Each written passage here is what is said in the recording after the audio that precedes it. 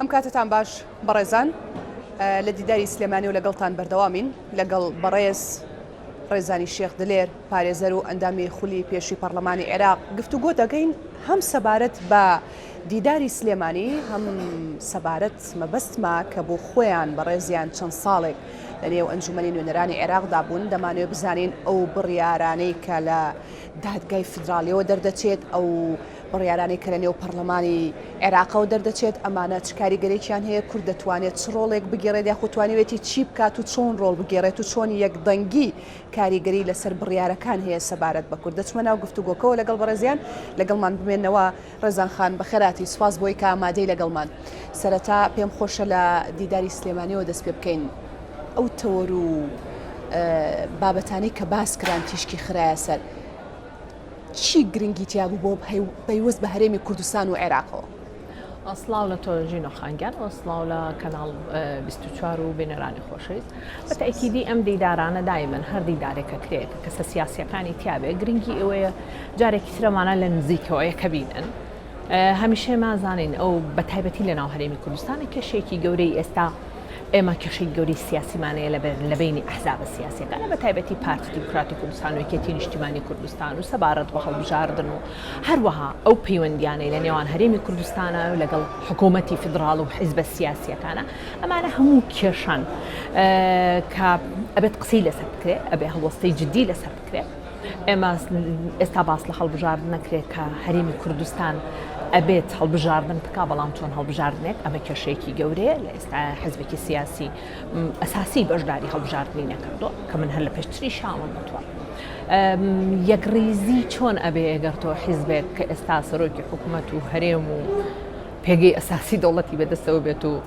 ئێمە ناڵم دەوڵەت حکوومەت و بە هەرێمێکی گەورەی بەدەستەوە بێ وەشداری نەکە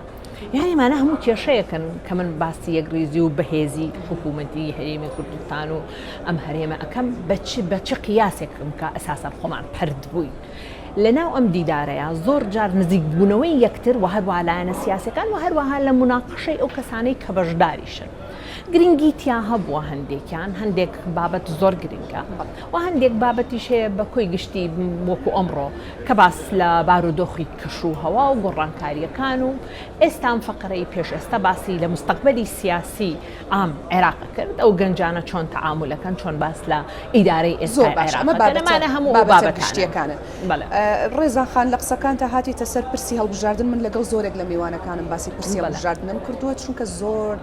تأکید لە هەڵبژاردن دەکرێتەوەی لە هەرێمی کوردستان بەڵام باسی ئەوەت کرد کە ئێستا حزبێکی سیاسی هەڵبەت دیارە مەبەست پارتی دیموکراتی کوردستانە دەڵێت من نەک بایکۆتەکەم بەشداری لەو جۆرە لە هەڵبژاردن ناکەم کە لە ژێر پرسیارایە لە ئەو بڕیارانی کە هەیە ئایا تۆ قسەت چییە لەسەر ئەم شێوازی هەڵبژاردنەی کەوا بڕیارە لە هەرێمی کوردستان بەڕێوە بچێت ژینۆ خانەوە هەڵبژاردن نابێت چونکە هەڵبژاردنەیە گەگەر حیزبە سیاسەکان ئێمە باس لە هەڵبژاردنەکەین دەستا و دەستکردنی دەسەڵاتە ئەمنیکی تەواو دیموکراسیە خودی خۆی ئیتر جۆرێک چۆن هەڵبژاردنەکە ئەکرێ هەندێک لایەن تەزویرەکە تەزویر ناکە کە کراو لە ساڵانی پێشووترە لەسەر تاسەری عێراقا بەڵام بە کۆی گشتی تۆ پێویستت بەوەیە کە هەڵبژاردن بکەیت پەرلەمانت هەبێ حکوومەتێکت هەبێ کە وەکو ئێستا حکوومەتەکەت کاربڕێکەر نەبێ و ئەندامانین ئەوەی کە لە ناو حکوومەتان هەندێک وەکو معارەزە تەعاملکە و هەندێکیش لە ناو حکوومەتە یعنی ئەمانە نابێ مە ناگونجێ لەبەرەوە تۆ پێویستم هەڵبژاردنێکی تەواو بەڵام ئەم هەڵبژاردنە ئەم حیزبە سیاسیانە پێکەوە اتفاقکەن لەسەر هەڵبژاردن هەر کێشەیەک هەبێ لە نێوانیانە ڕازامەند نەبن بەوەی ئەم کۆمسیۆنە بۆ نمونە ئەم هەڵبژاردنە بکە ڕازامەند نەبن بەوەی کە ئیدارەکی باش نەبێ ئەبێ اتفاقێکی سیاسی بکەن اینجا بشنە ناو هەڵبژاردن چونکە لایەنێکی سیاسی یا دوو لایەن یا چوار لایەن کێ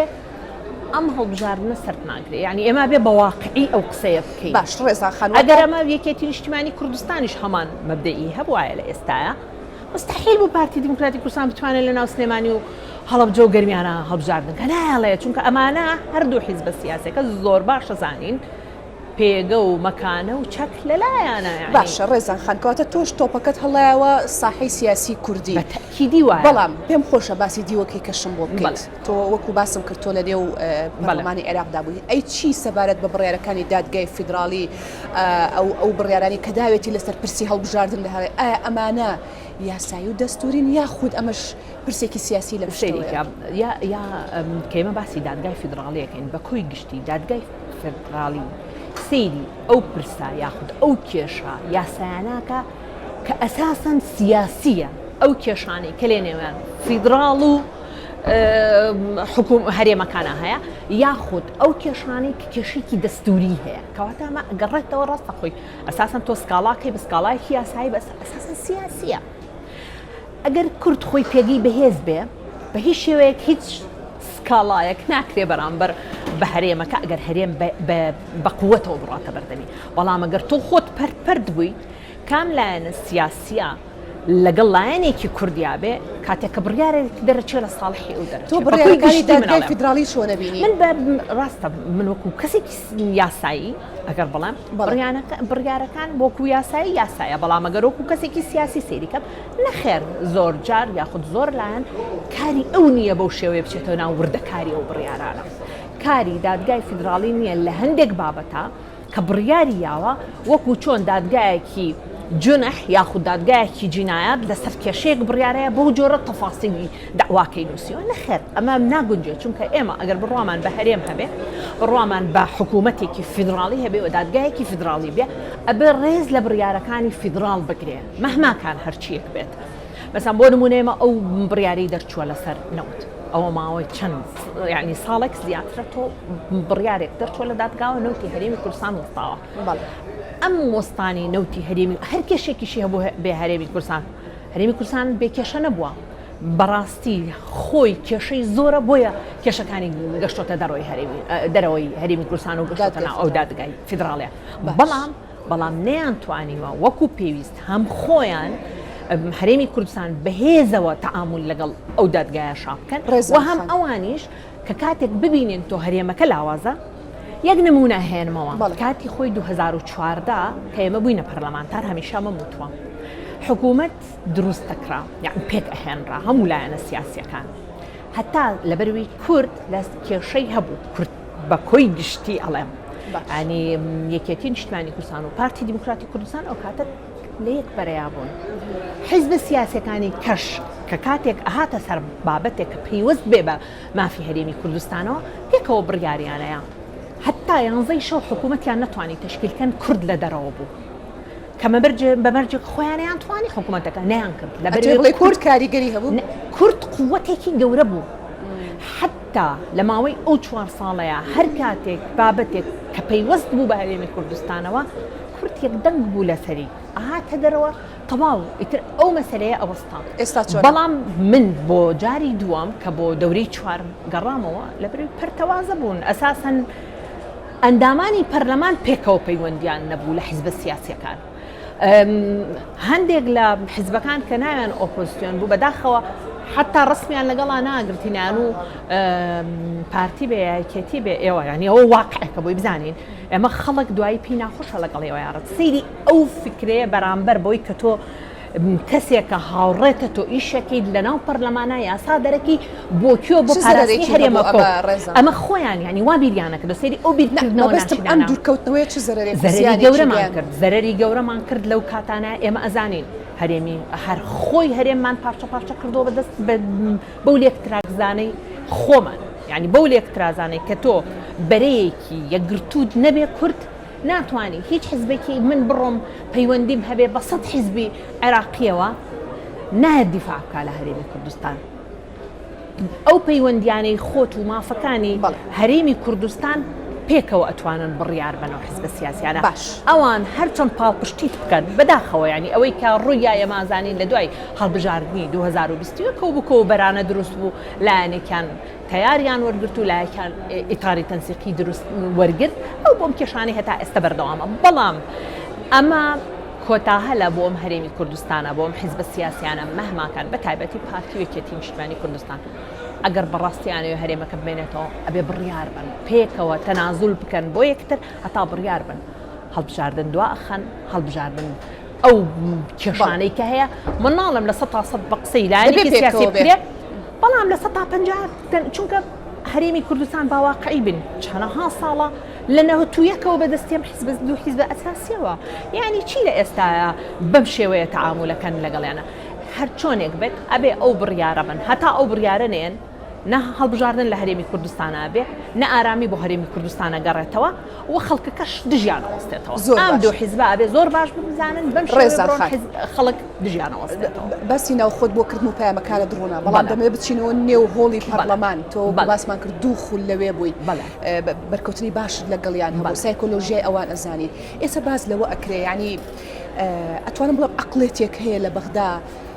دژی هەرێمی کوردستان ئەمە من نێڵم وەکو ڕۆژنامەنووس ئەمە بەرجۆمان کەوتووە ئەمە سیاسیەکان ێڵێن کەسانی وەکو ئێوێڵن واقع ئەم عەقڵێتە بۆ هێشتا بەردەوامی ئیدامی پێدراوە لە عێراقدا ئایا ئەمە عەقڵێتی نەوخۆی عێراقە یاخود ئەقلیمیە ئەوە عەقڵیەتێکە سەریکە هیچ حیزبێکی سوننە بۆ ئەوی پێت بڵێم ناوێ حیزبی شیعە هەمووی پێکەوە بەقوت بێ و هیچ حیزبێکی سوننە کە ئێمە خزمەتیانەکەین لە هەولێر و لە سلێمانی و بە ئیسراحەتی خۆیانکەرە نانێ کورد بەقوت و بەهێز بێ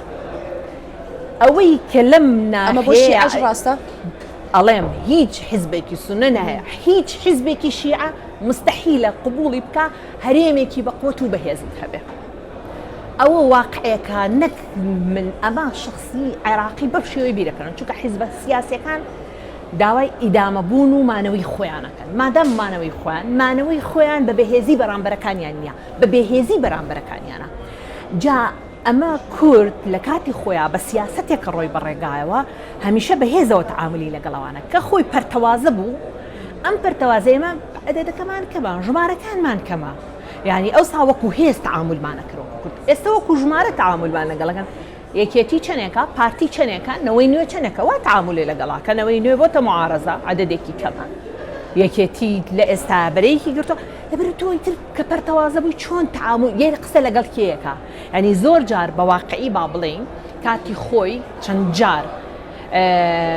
نوێنەری نێتەوەیە گرتوەکان بلاسخارد هاتووە لەگەڵ کەسایەتی و لەگەڵ حکوومەتە دانیشتووە کە هەرێمی کوردستان با نەکەوێتە فەراغێکی یاساییەوە با نەکەوێتە ئەم مەرحەلەیەی کە بۆیە ئەم قسەی کردووە ئەکید ئەو بەپێی تەجروبەی خۆی بووە لەگەڵمانە لەبەرەوە ئەوان ئەگەر من بمەوێ بڵێم وەڵاهی بەڕاستی سونەکان زۆر زۆر لەگەڵمانان ئەوان نەتوانن بەقوتمانکەن شیعە لەبەروی تاریخێکمان هەیە و سەدام حسێن وای بەرامبەرمان کردو و ئێمە بەیەکەوە ئەمە قسەیە بۆ لایەنە سیاسیەکە لە واقع ئەوەیە کە تۆ سیاسیەکە مستحیلە ئەوان پاڵپشتی سیاسی حقیقی تۆ بن زۆر جار زۆر لە ئەندام پەرلەمانەکانیان کە ڕەنگە زۆر جارێمە خۆمان بیان ناسین من حەز ناکەم ناویان بێنین کە باس لە هەرێمی کوردستانەکە ئەڵێ هەرێمی کوردستان ئەوەی بەدەستی هێناوە لە پارەی نەوتی ئێمە و سەروەتی ئێمە ئەو توانێتی هەرێمی کوردستانە لێ بکە من خۆ مقابلەیم هەیە لە سەرەوەتومە ئێمە لە 110 ئەگەر کاتی خۆی یابێ بە ئێمە لە 180 ئێوە چی لێ هاتۆ کە بڕۆرە نەجەف بەشەر ئەگری بۆ نەجەف و کەربەلا لە سەرجادەکانیان یعنی ئەمە قسەیەک بووە کە بە واقعی تۆ باسەکەی کە بڕۆ وەزعی ئەوان چۆنە بەڵام ئەوان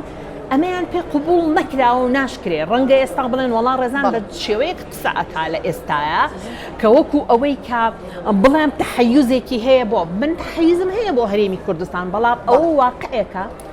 مادەم حیزبە سیاسەکان ئێستا خۆمان لەناو خۆمانە سیرکە نامانەوێت هەرێمەکەمان بەهێزکەیت ئەی عەرەبێک چۆنەوێ هەرێمەکەی تۆ بەهێز دوا پرسیار بە کورتی وەڵامم بەرەو سپاس دەکەم من بۆیە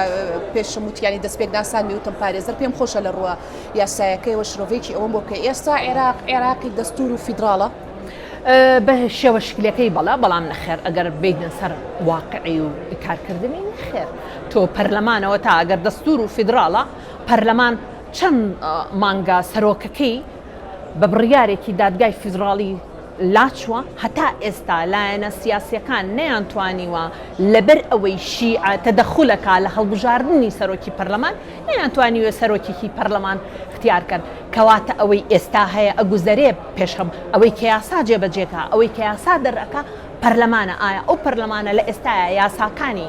کارکردنی یاساییە تەشریعیە کێ ڕقابەی ئەو حکوومەتە ئەکا بە جددی من پێتەڵم نەخێر زۆر سپاس بەڕێز ڕێزانی شێخ دلێر پارێزەر و ئەندامی کوردی پەرلەمانی عێراق دەستەکانت خۆش بێ سپاس دەکەم بەڵێ بەڕێزان گفتوگۆی من و خات و ڕێزان کۆتایی هات دەگەڕێمەوە لای ئێوە